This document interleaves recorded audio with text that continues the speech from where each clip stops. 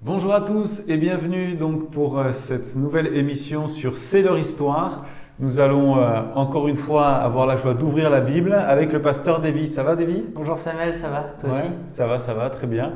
Donc aujourd'hui on va voir une question que Jésus va poser à ses disciples. Absolument, on va un petit peu changer le mode, ça va être leur histoire, mais cette fois c'est l'histoire des disciples. C'est intéressant de voir un petit peu comment ils ont fonctionné avec Jésus et comment Jésus aussi réciproquement a fonctionné avec eux en tant que formateur, en tant que rabbin, en tant que rabbi, en tant que maître.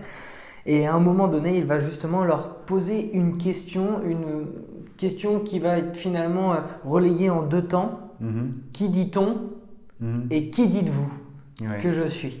On trouve ce passage dans Matthieu chapitre 16 verset 13, et ce que je vous invite à faire, c'est que tout de suite nous puissions lire ce passage et voir un petit peu ce que Jésus nous dit. Il est écrit ceci: Jésus étant arrivé dans le territoire de Césarée de Philippe, demanda à ses disciples: Qui suis-je au dire des hommes, moi le Fils de l'homme? Et ils répondirent: Les uns disent que tu es Jean-Baptiste, les autres Élie, les autres Jérémie, d'autres encore disent que tu es un prophète. Et vous, leur dit-il, qui dites-vous que je suis? Simon-Pierre répondit: Tu es le Christ, le Fils du Dieu vivant. Amen.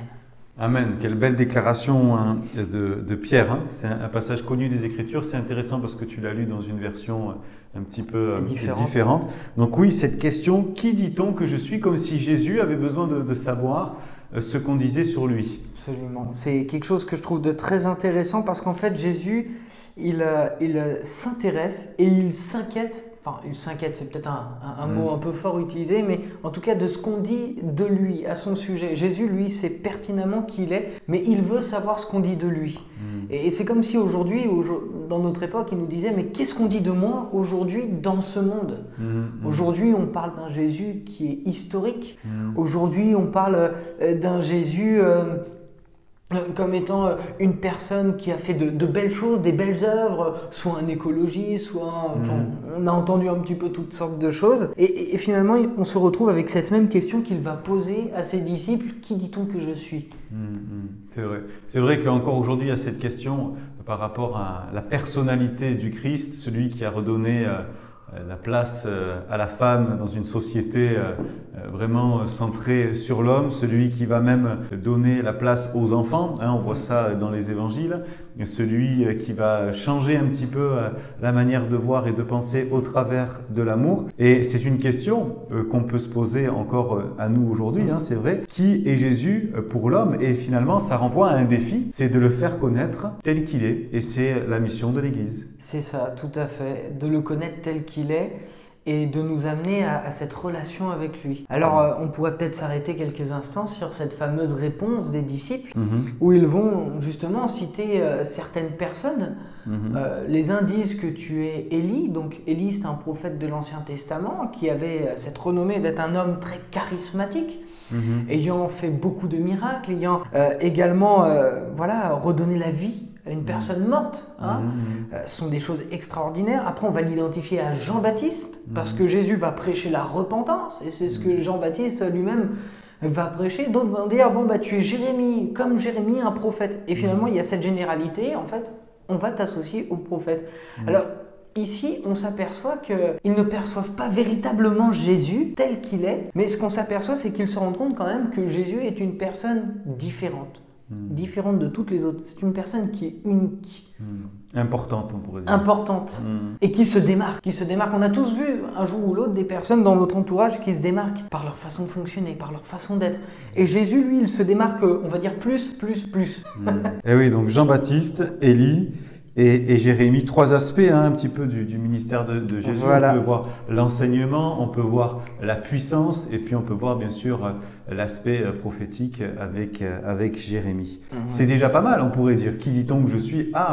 Jean-Baptiste, Élie et Jérémie. Ça peut être même flatteur pour un homme, mais Jésus est bien plus que ça. C'est ça. Et il va préciser sa question, Jésus. Il y a qui dit-on? Qu'est-ce que dit, par exemple, tous ceux qui sont autour? Et à un moment donné, il va s'adresser précisément à ses disciples. Et vous? Donc, qui dit-on? C'est les autres, entre guillemets. Et maintenant, vous, qu'est-ce que vous dites? Comme s'il s'adresse à nous, comme s'il s'adresse à toi, il te pose cette question. Et toi, pour toi, qui je suis? Qui suis-je? Moi le Christ, moi Jésus. Et moi j'aimerais cette réponse de l'apôtre Pierre. Il va dire, tu es Jésus, le Fils de Dieu. Tu es Jésus, le Fils de Dieu. Et il va dire une chose, Jésus, un peu plus loin, c'est que ça ne vient pas de sa pensée humaine, mais c'est une révélation de la part de Dieu. Comme si c'était Dieu qui lui mettait en avant le fait que Jésus, c'est pas n'importe qui, c'est le Fils de Dieu.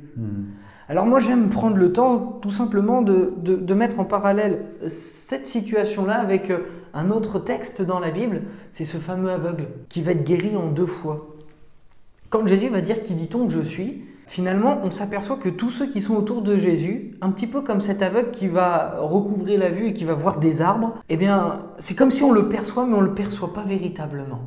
Tu vois, on perçoit Jésus, mais on ne perçoit pas véritablement qui il est. Pour certains, ça va être celui qui guérit. Pour d'autres, ça va être celui qui apporte la paix, la joie. Mais ils ne discernent pas qui il est véritablement. Et ce fameux aveugle qui va être guéri en 2 fois, il va y avoir cette 2e fois où Jésus va véritablement le guérir. Et là, il va le voir, Jésus de ses propres yeux. Et c'est comme si Pierre, il était arrivé à ce 2e stade, non pas de voir Jésus comme étant celui qui guérit, celui qui donne la paix, celui qui donne la joie, mais en le voyant véritablement comme étant le Fils de Dieu. Et je crois qu'en fait, ce que Jésus nous appelle à faire dans ce passage-là, c'est à le voir tel qu'il est, et non pas forcément tel que j'ai envie de le voir. C'est vrai. C'est vrai que c'est exactement ça. Et ce qui est intéressant aussi dans ce passage, c'est qu'on voit que cette révélation dont tu parles, c'est Dieu qui l'accorde. Hein, Dieu, on pourrait dire aussi bien sûr le Saint-Esprit qui révèle Jésus. C'est pas de lui-même que Pierre a pu avoir cette révélation du Christ, Christos en grec, hein, celui qui est oint, le Fils de Dieu. D'ailleurs, il pose sa question à ses disciples, aux apôtres qui sont là, et ils ne répondent pas. Et vous, qui dites-vous que je suis?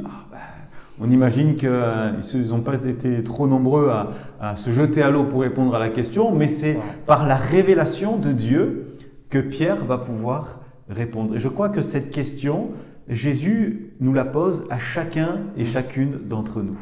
Il y a la question pour tout le monde, Jésus est ceci, Jésus est cela, mais pour nous, qui est-il? Pour toi, qui est-il, comme tu l'as dit tout à l'heure? Et je crois que la réponse juste, c'est quand il y a la révélation.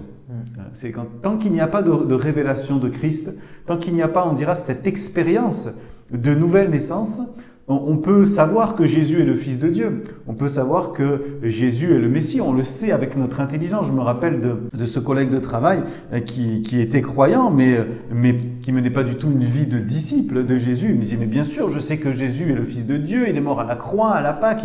Il connaissait même la Bible, mais il la connaissait juste avec son intelligence. Il n'avait pas eu cette révélation qui pousse à suivre, qui pousse à vivre en fonction d'eux. Et peut-être qu'aujourd'hui, quelqu'un a juste cette révélation intellectuelle, mais qui ne pousse pas à suivre, à vivre en fonction d'eux, tandis que la révélation divine, elle nous pousse à suivre et à vivre en fonction de Jésus, comme l'apôtre Pierre, tu es le Christ, le Fils du Dieu vivant. Ce qui est intéressant, c'est que Jésus, prenant la parole, lui dit, tu es heureux. Tu es heureux. Tu es heureux. Et je crois que quand on réalise ça, quand on vit cette expérience de la nouvelle naissance, il y a une joie. En parlant d'ailleurs, même la joie est là parce qu'on réalise ça. Je relisais encore le psaume 51 de David quand il va s'éloigner de Dieu. Je lisais ça cette semaine. Et il dit « Rends-moi la joie de ton salut ». Hein, cette joie, tu es heureux parce que tu réalises ce pourquoi tu es sur terre. Tu réalises que Jésus est le Fils de Dieu et qu'il a un plan pour ta vie. Amen. C'est beau, ouais, tout à fait. C'est beau, c'est l'amour de Dieu qui est manifesté au travers de sa parole, au travers des Écritures, au travers de cette relation avec ses disciples, de ces questions qu'il leur pose pour les amener à aller plus loin, pour les amener à réaliser véritablement qui il est. Maintenant, j'aimerais peut-être juste prendre le temps de m'arrêter quelques instants aussi par rapport à ceux qui ont suivi Jésus. Il y en a des fois qu'on entend, quand on leur pose la question « Qu'est-ce qui vous a amené à suivre Jésus ?» Il y a cette réponse des fois peut-être un peu maladroite ou qui manque peut-être de profondeur. C'est celui qui m'a guéri. Oui. C'est celui qui, quand j'étais mal, m'a permis d'avoir du travail parce que j'avais plus de travail. C'est ce qu'il est capable de faire. Mais je crois que Jésus veut vraiment qu'on arrive à réaliser aujourd'hui, au travers de cette réponse de Pierre, qu'il est le Fils de Dieu. Et je crois que c'est ce qui va être déterminant pour toute notre relation et notre cheminement avec Dieu, c'est qu'on ne place pas notre foi en un guérisseur, on ne place pas notre foi en quelqu'un qui est capable de nous apporter ce dont nous avons besoin. Bien sûr, il en est capable, il n'y a pas de souci. Mais néanmoins, une chose qui est fondamentale, c'est que c'est Jésus, le Fils de Dieu. C'est celui que Dieu a envoyé pour nous sauver, celui que Dieu nous a envoyé pour être lavé de nos péchés, c'est Jésus. Oui. Et Jésus veut qu'on ait cette révélation de lui. Et c'est pour ça aussi qu'il va dire « Tu es heureux, Simon, fils de Jonas », parce que ce ne sont pas des hommes qui t'ont révélé ceci, mais Dieu, c'est qu'il a réalisé qui était Jésus à sa juste valeur, le Fils de Dieu. Il est la promesse de tout ce qui avait été proclamé avant dans l'Ancien Testament. Il est le Messie, il est le oint, comme tu l'as dit. Et au-delà du Messie, du oint, on doit le reconnaître comme étant le Fils de Dieu. À partir de ce moment-là où on le reconnaît à sa juste valeur, lui-même va prendre toute la place qu'il doit prendre parce qu'il est celui, en tout cas, que lui-même déclare être. Oui. C'est vrai, c'est vrai. Ça fait penser à ce que tu disais par rapport aux bénédictions. Jésus le Seigneur. Jésus le Seigneur qui guérit, qui bénit, qui exauce, qui restaure, qui donne une nouvelle vie, un nouvel espoir, une nouvelle perspective dans la vie. Ça, c'est Jésus le Seigneur. Mais il y a Jésus le Sauveur. Et Jésus le Sauveur, c'est Jésus le Fils de Dieu. Le Fils de Dieu, ce n'est pas juste un statut, mais c'est aussi bien sûr toute une portée, tout ce qu'il a fait. Il n'est pas venu juste dire « je suis le Fils de Dieu », mais il est venu mourir pour nous et nous sauver. Amen, et nous sauver. Amen, il y a Jésus le Seigneur, Jésus le Sauveur et bien sûr Jésus le Maître. Celui qu'on suit, pas juste pour la bénédiction, mais parce qu'il nous a sauvés et parce qu'il veut vraiment conduire nos vies. Voilà, pour qui il est. Pour qui il est, tout à fait. Il est le fameux « Je suis », il est Dieu. Il est Dieu incarné en homme sur terre. Et finalement, quand on l'a vu, on a vu Dieu. Et c'est là vraiment ce qu'il veut nous amener à réaliser, c'est qu'on place notre foi dans le Dieu vivant et vrai. Et c'est lui-même qui nous appelle à le suivre. Qui dites-vous que je suis ? Tu es le Christ, le Fils du Dieu vivant. Amen, amen. Est-ce que tu vois autre chose? Parce que moi, j'ai une petite aussi orientation à donner, c'est que Jésus va dire « Et moi, je te dis que tu es Pierre ». Et finalement, Jésus pose une question, Pierre répond, et c'est comme si, en fonction de notre réponse, il y allait avoir aussi une réponse de Jésus, et je dirais même une perspective. Une promesse, une bénédiction de la part de Jésus. Et moi, je te dis que tu es Pierre et que sur cette pierre, je bâtirai mon église. Alors bien sûr, on sait que la pierre, c'est pas l'apôtre Pierre, c'est Christ lui-même. Mais il y a une promesse, il y a un avenir avec Jésus. Amen. En fonction de comment on va répondre et en fonction de la révélation. Peut-être que là, vous voyez, Jésus me pose une question et il a le droit de nous poser des questions au travers de la Bible, au travers de son esprit. Mais aussi, il veut dire des choses, il veut parler sur nos vies. Il a des projets, il a des promesses pour chacune d'entre nous. Amen. Texte magnifique. C'est beau. En tout cas, ce que je crois, et merci pour cette voilà, petite donnée que tu nous as donnée supplémentaire. C'est vrai que Jésus a renommé Pierre, mais je crois qu'on est appelé aujourd'hui vraiment à réaliser qui est Jésus. Et je crois que finalement, ce message, il ne s'adresse pas qu'à nous, il ne s'adresse pas qu'aux disciples, il s'adresse à chacun d'entre nous, et il s'adresse à toi. Il s'adresse à toi parce que Jésus veut établir cette relation avec toi, il veut se révéler en tant que Fils de Dieu, il veut que tu puisses répondre à ton tour. Eh bien, qui il est. Mais pas le répondre, comme tu l'as dit tout à l'heure, intellectuellement, mais révélé par l'Esprit de Dieu. Amen, amen. Et ça, c'est que le Saint-Esprit qui peut le faire. Et je crois qu'on va passer un temps ensemble là, dans la prière. Un temps de prière, oui. Et on va prier pour qu'il y ait cette révélation. Amen. Nous, on a eu cette révélation et on est heureux. Comme il va dire à Pierre, tu es heureux. On est heureux. Mais maintenant, nous, on serait tellement heureux que vous aussi, eh bien, vous puissiez rentrer en relation et que vous puissiez reconnaître Jésus comme étant le Fils de Dieu, comme étant cette promesse de Dieu, comme étant la solution. La solution. Cette révélation, ce n'est pas parce que on est des personnes meilleures, pas du tout. Encore une fois, c'est une grâce, c'est un cadeau. C'est ce qu'il dit. C'est mon Père qui est dans les cieux. Et le rôle de l'Église, Le rôle des chrétiens, et si vous êtes chrétien, bien sûr que c'est votre mandat, c'est votre rôle premier aussi de prier pour que des personnes puissent vivre cette révélation. Hein, Jésus lui-même dira dans Jean 17, priez le Père pour le monde. Donc nous prions pour le monde. Nous prions et nous demandons au Père qu'il puisse se révéler. Nous demandons au Saint-Esprit qu'il puisse se révéler dans les cœurs et dans les vies. Et par rapport même à la révélation, j'aimerais dire qu'il y a la révélation de Jésus le Seigneur, Jésus le Sauveur, Jésus qui a sauvé ma vie, mais on a besoin régulièrement, non pas des nouvelles révélations, parce que tout est dans la parole de Dieu, mais peut-être quelque chose de frais, quelque chose de nouveau, un regard nouveau, une parole de la Bible qui va me faire du bien, un regard nouveau sur ma vie, être aligné avec la pensée de l'Esprit, quelque chose de nouveau. Ça aussi, c'est une révélation. Il y a la révélation de Christ en croix, mais il y a la révélation aussi de tous les jours. Et la semaine dernière, pendant que j'étais en train de prier, j'ai eu vraiment cette chose qui est venue sur mon cœur, c'est le pain pour aujourd'hui. Il y a à la maison, vous avez peut-être du pain et vous avez le pain d'hier, le pain de demain. Il y avait même ce chant qui disait n'est pas encore cuit, mais c'est un pain pour aujourd'hui, une révélation pour aujourd'hui, des forces pour aujourd'hui, un encouragement pour aujourd'hui, le Saint-Esprit qui nous parle, qui montre ce qui va et ce qui ne va pas dans nos vies pour aujourd'hui, pas pour demain, pas pour hier, mais pour aujourd'hui. C'est une révélation qu'on veut aussi prier, demander à Dieu qu'il puisse nous accorder à vous et à nous. Amen, amen. Amen. Peut-être juste avant de prier, parce que c'est important de le dire, Simon-Pierre, c'était pas un homme qui était plus spirituel, c'était pas un homme qui était meilleur que les autres. D'ailleurs, il est impulsif, il est fougueux. Et quand on regarde son travail, c'était un humble pécheur finalement. Et finalement, Dieu s'est révélé à cet homme. Il ne se révèle pas à une élite, comme tu le disais tout à l'heure, on est des hommes. Et il s'est révélé à Pierre, et il s'est révélé aux 12 autres qui étaient les disciples. Il s'est révélé à nous-mêmes, on n'est pas grand-chose. Il s'est révélé à d'autres. Et il n'y a pas un niveau qui est voulu de la part de Dieu à atteindre pour qu'il puisse se révéler à nous. C'est juste une disposition de cœur. Amen. Et Pierre, c'était vraiment sa disposition de cœur. Il le voyait, Jésus. Il aimait Jésus. Il voulait aller plus loin avec lui. C'était vraiment son maître, il avait trouvé en lui sa raison de vivre, son but. Voilà, c'est ça. Et il a eu cette révélation parce qu'il avait soif. Et je crois que chacun de nous, si il y a ce désir, notre cœur disposé, le Saint-Esprit va se révéler. On termine par la prière, Samuel. On va prier. Amen. Si je te laisse prier, si tu veux.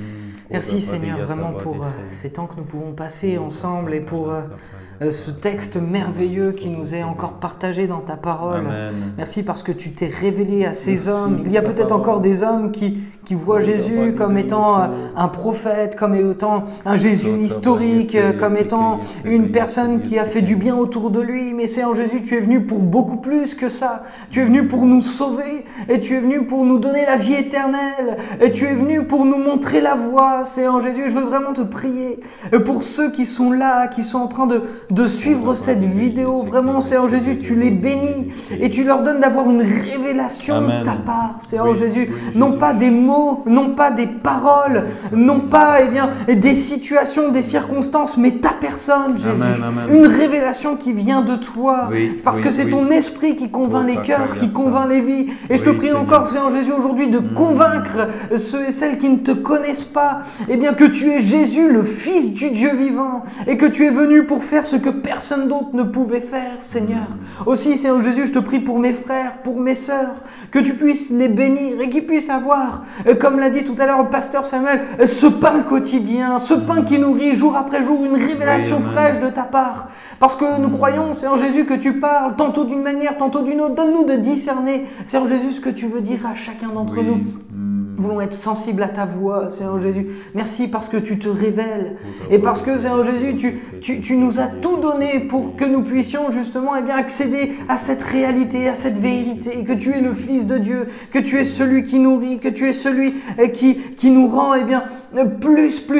Merci, Seigneur Jésus, vraiment de bénir tous ceux qui sont avec nous et qui entendent ce message, qu'ils soient encouragés, renouvelés, fortifiés, peut-être pour certains qu'ils puissent percevoir quelque chose de tout nouveau et qui vient de toi, Seigneur Jésus. Oh, bénis et touche les cœurs, touche les vies, au nom de Jésus. Amen. Amen.